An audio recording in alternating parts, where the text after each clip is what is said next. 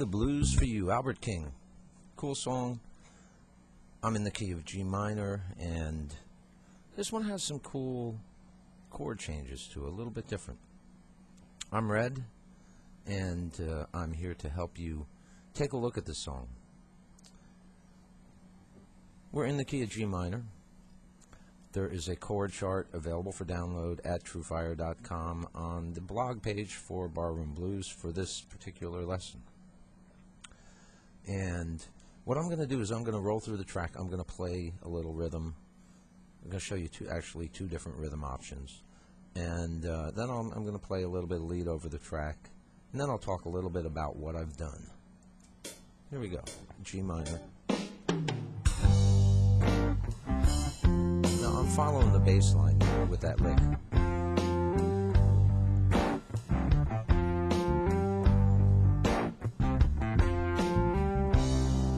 Same lick, just moves over one string.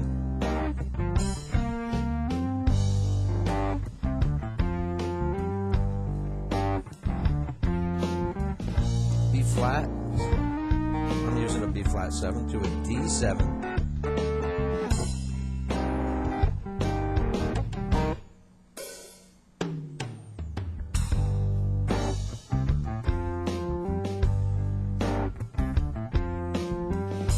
And a D augmented coming up right here.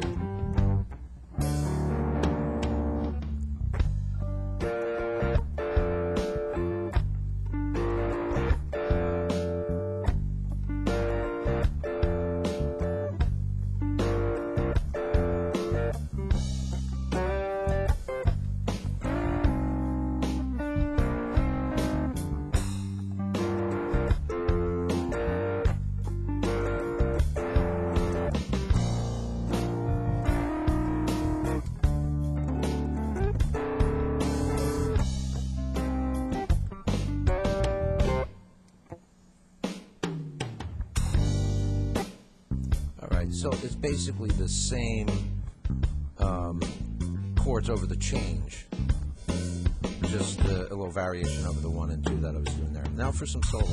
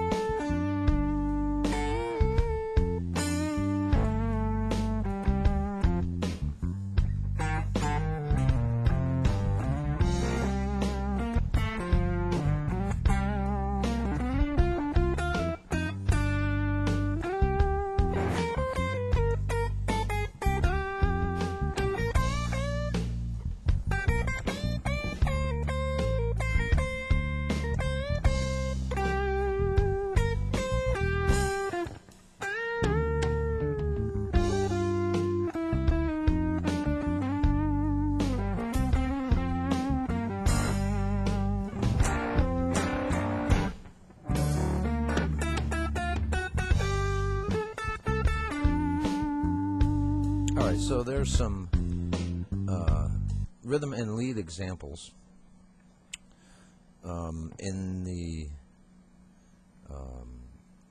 the first section of the rhythm. What I did was just followed the bass line, a G minor 7, and then followed the bass line. But you notice I did a little something with my right hand there. I was making a little bit funky.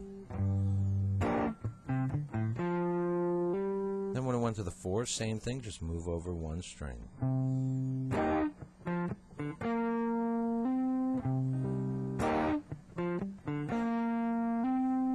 Back to the 1.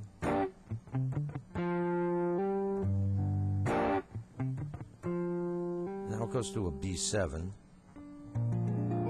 or B flat 7, and I do a little suspension thing here on the third string.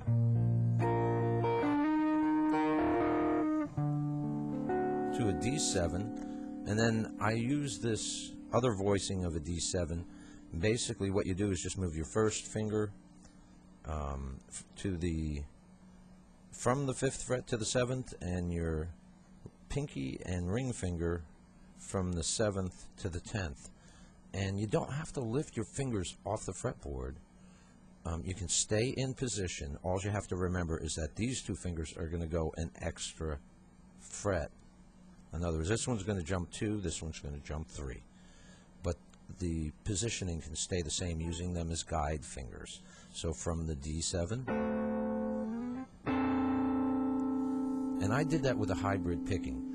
I am muting the 1st and 5th string with my first finger, but by hybrid picking it, I get a little better accuracy and less chance of hitting clunkers. Less of that.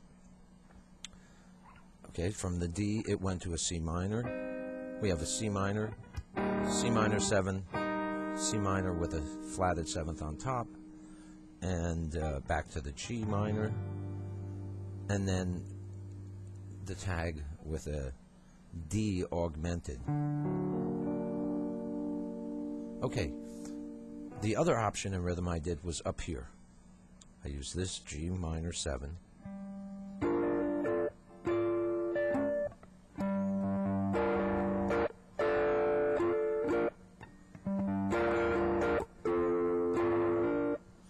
For the 4, I went here for the C minor. I used a C minor 9, C minor 7, and then double stops. Went back to the 1,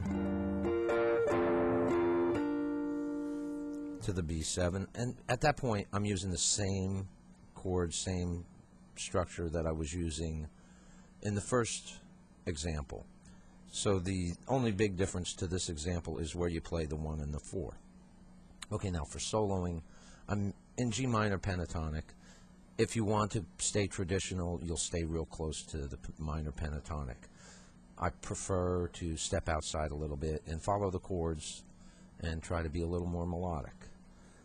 I'm not doing a lot of rocket science. I'm not thinking a lot about what notes to play on the chord changes. I just feel an interval that I can, easily find, and those intervals match the chords as they're changing. But I'm feeling these intervals as a melody, not so much as like following each chord in thought, but the melody that I'm creating just follows the melody naturally. So, when it went to the 4, I'm in G minor pentatonic over the 1. Albert King style bends. Now it went to the 4. I went for that note because I heard it in my mind. It fit into my melody. From there I went. So I'm playing over the 4. Now I'm back in G minor pentatonic over the 1. Likewise, when I played the B flat, the D, so on and so forth, I wasn't thinking, okay, what note matches that chord? I'm creating a melody, and naturally my flow, because I hear it in my head that it's going to this chord, my melody that I create follows that change. Kind of an automatic process, but one that you do develop over time. Okay, I'm going to give you a couple of Albert King licks before I say goodbye. First one will be right here in G minor pentatonic. Let me show you that up to speed. And one more time I'm going to show you slow.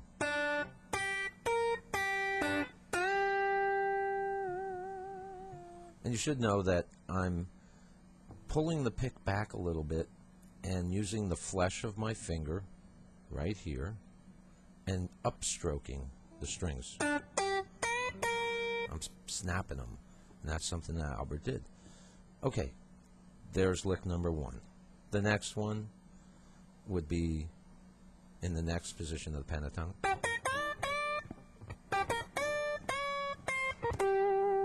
That's an Albert King kind of style.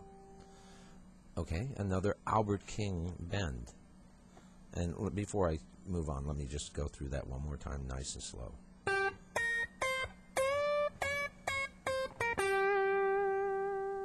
Okay, next one right here. And the way I find this is I just see my pentatonic going up the second string.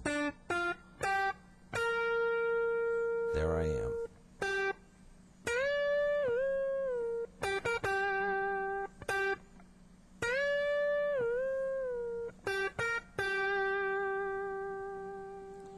Okay, and one more.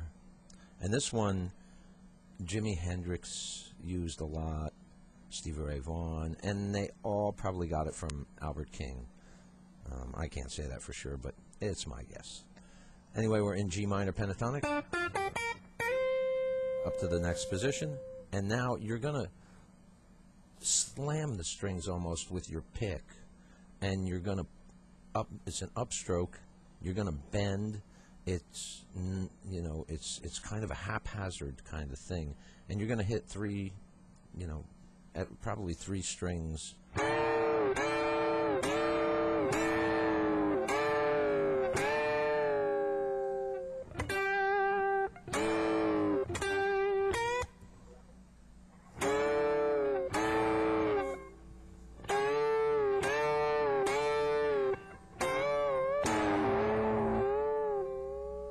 All right, you get the idea.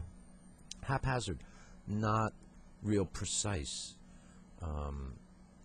Usually when you're doing bends, you want to be real precise. In this one, I think that haphazard feel is part of what makes the lick come to life. Anyway, I hope that this helps you to get to know the song and hopefully maybe add another song to your repertoire. I'll see you again soon with another song.